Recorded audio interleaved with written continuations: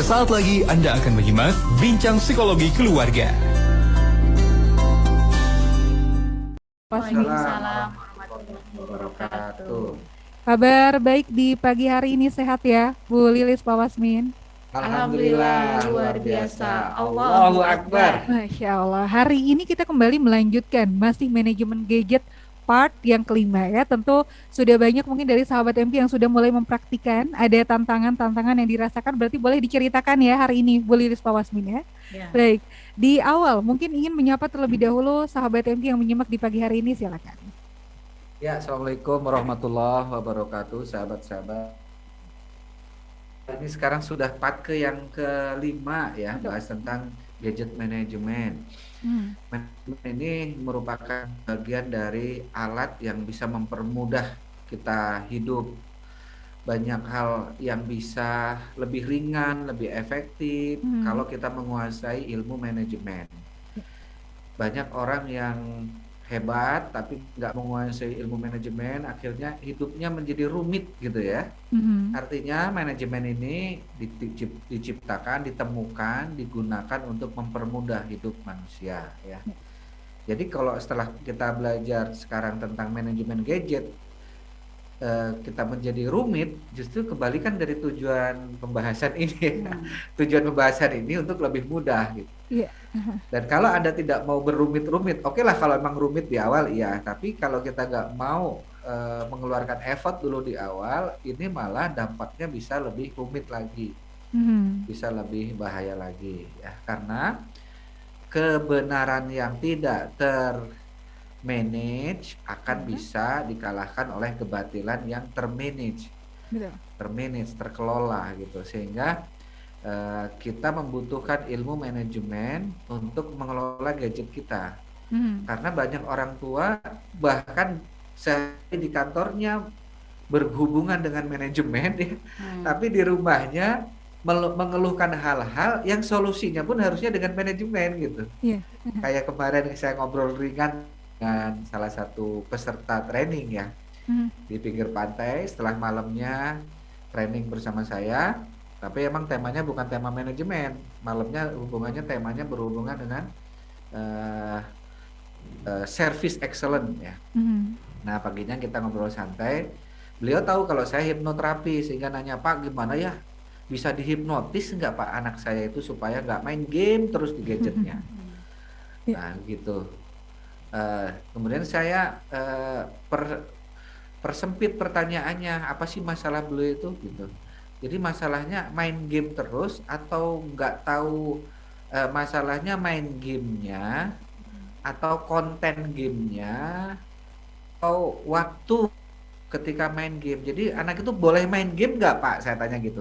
Kalau anak boleh main game nggak Pak? Saya tanya. Dia bingung udah pertanyaan saya. Karena sebetulnya saya mengerti masalahnya anaknya main gamenya sudah nggak kontrol gitu. Tapi kadang orang tua itu nggak spesifik gitu. Apa yang dipermasalahkan dari game itu? Apakah kontennya? Apakah waktunya? Gitu. Nah dari pertanyaan saya aja beliau sudah mulai mikir, iya ya, apa kontennya, apa waktunya?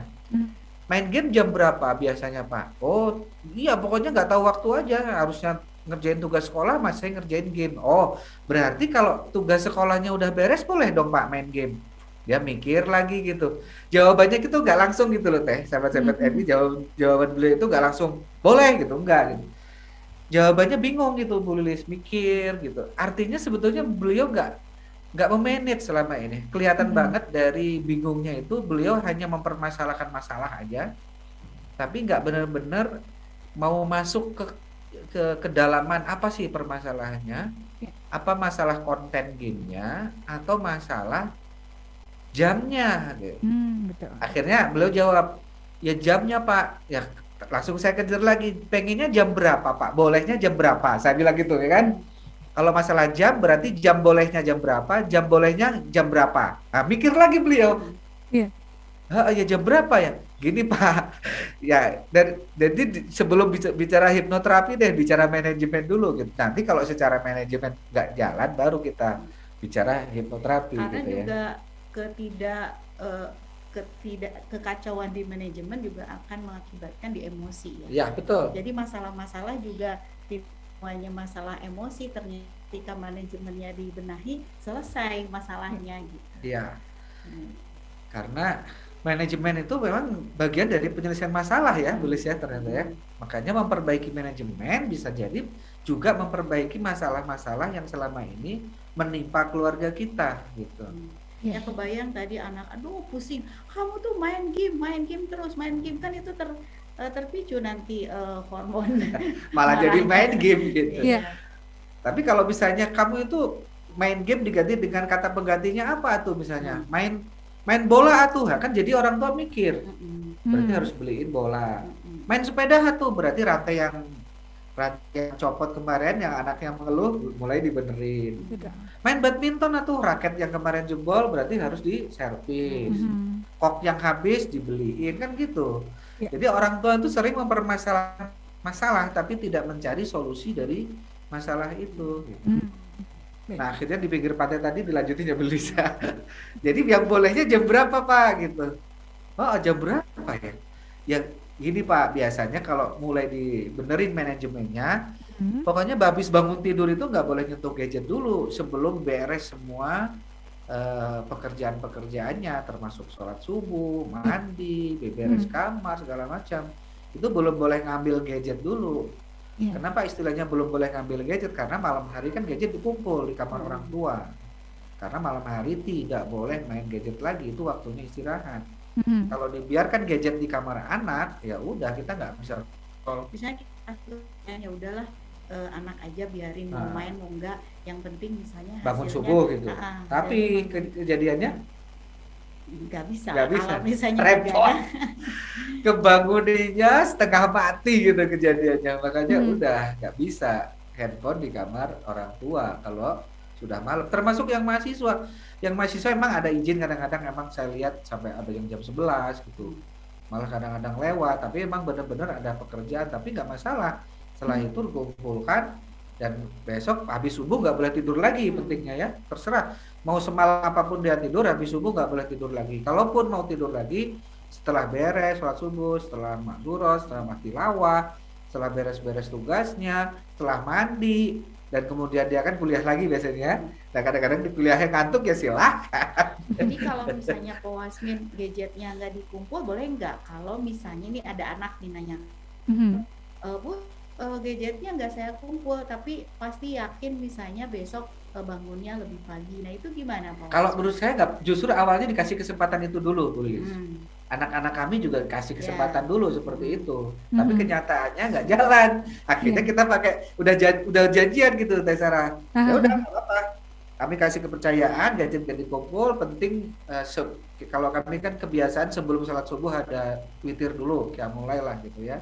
Yang penting itu selesai gitu. Yang penting bangunnya gampang. Nah kenyataannya dibangunin sekali nggak bangun, ya udah akhirnya sepakat sampai sekarang udah handphone dikumpul di kamar. Karena mereka sendiri sebetulnya butuh dibantu ya. Anak-anak remaja itu sebetulnya butuh dibantu karena ketika gadget sudah di tangan mereka, dibimbing. Ya dibantu, dibimbing gitu. Kalau gadget di kamar mereka itu cenderung tidurnya cenderung tidak kontrol. Ya kita nggak usah ngomong remaja lah, orang tua aja. Betul. Kadang-kadang dilarang sama suaminya, dilarang sama istrinya, masih aja di kamar diranjang itu megang gadget kan gitu ya. Apalagi yang remaja gitu kan. Udah sepakat tuh suami istri, pokoknya jam 10 gadget harus taruh di meja pinggir ranjang gitu. Ternyata enggak juga, malah gadget dikekepan kadang-kadang Teh. Sama suaminya atau sama istrinya. Betul. Anak-anak memang butuh dibimbing, dibantu ya. Berarti ini selain ke anak-anak kita juga melaksanakan manajemen ini ya Pak Wasmin, misalnya kita juga sebagai orang tua ya tetap aja orang tua juga misalnya dia bergadang tetap aja pas Qiyamul Lail dia susah juga bangunnya gitu. Berarti kan sama. Jadi ini bukan untuk anak saja. Jadi kalau misalnya anak protes, oh ayah bunda ya sama kita juga gitu. Baik. Ya, akhirnya sih yang di pinggir pantai tadi mulai memikir, oh iya, jam juga kita selama ini cuman melarang-larang tapi nggak jelas aturannya. Saya kasih tahu. Jadi setelah mereka beres sekolah ngambil gadget, kan memang sekolahnya pakai gadget. Nah nanti Bapak perlu sidak tuh sekali-kali pas jam sekolah. Kalau jam sekolah bukannya ngerjain sekolah malah main game, handphone langsung diambil, Mhm. baru dikasihkan besoknya lagi, gitu Iya. Pak, gitu. Nah nanti boleh main game lagi kapan? Nanti setelah jam pulang sekolah, berarti Bapak harus tahu jadwal full selesai sekolah anak itu jam berapa. Sekarang Hmm. istilahnya bukan jam pulang sekolah karena sekolahnya kan di rumah ya. Selesai mungkin ya. Jam selesai sekolah itu jam berapa? Betul. Jam 2. Ah, berarti jam 2 boleh mau sampai asar kalau emang habis asar ada kegiatan apa, mungkin ngaji, mungkin apa. Mhm. Atau sampai maghrib, berarti setelah maghrib nggak boleh main game lagi. Ya. Tidak boleh main game itu artinya ya mengerjakan tugas-tugas, masih tetap dengan gadget misalnya gitu. Mhm. Nah, akhirnya beliau nanya lagi, tapi kalau gadgetnya diambil Pak Wasin, dia ke warnet. Masih nggak tahu di daerah tersebut masih ada warnet ternyata. Oh, warnet. Masih ada warnet ya? Di Bandung masih ada ya Masih. warnet? Oh gitu, saya baru tahu. Setahu Iya. saya warnet udah mulai tutup ya. Ya, warnet ya. Pak, kalau ke warnet pakai uang nggak? Iya, uangnya dari siapa? Dari Bapak. Nah, itu manajemen uangnya harus diatur, Pak. Dia bisa ke warnet itu kan punya uang, uangnya dari Iya. mana? Ya, Bapak harus kontrol keuangannya, ya gitu. Heeh. Nah, nampaknya beliau eh, mulai menyadari bahwa manajemen di kantor juga diterapkan di rumah. Karena rumah juga sama Pak Wasmin. Organisasi juga, Organisasi yang rumah itu berkumpul 2 orang atau lebih. yang punya tujuan Tujuan. bersama. Ah. Itu kan definisi organisasi. Dan Mhm. organisasi nggak berjalan tanpa leadership atau kepemimpinan. Betul. Pemimpinan tidak jalan tanpa manajemen. Nah, gitu kan. Manajemen hubungannya dengan POAC yang kemarin itu ya. Mhm. Planning, organizing, actuating, controlling. Baik. Itu sahabat-sahabat, kira-kira gimana penerapannya di rumah? Ada pertanyaan yang belum dibahas juga minggu lalu ya, Teh? Kalau ada, Baik, nanti mungkin saya akan coba cek kembali pertanyaan yang belum dibahas di pekan lalu. Kita akan bahas di segmen selanjutnya, Bu Lilis, Pak Wasmin ya. Sekaligus di pagi hari ini kita mengundang Anda, sahabat yang ingin bertanya bersama dengan kami di pagi hari ini, atau Anda yang ingin menyampaikan nih, hal apa saja yang Anda rasakan ketika mulai menerapkan manajemen gadget ini? Ada tantangan-tantangan apa saja yang bisa kita diskusikan di sini? Silakan Anda bisa sampaikan. Kegiatan hipnoterapi certification workshop, Anda bisa hubungi nomor di 0811 225 002. 0811 225 002. Kami akan kembali untuk Anda.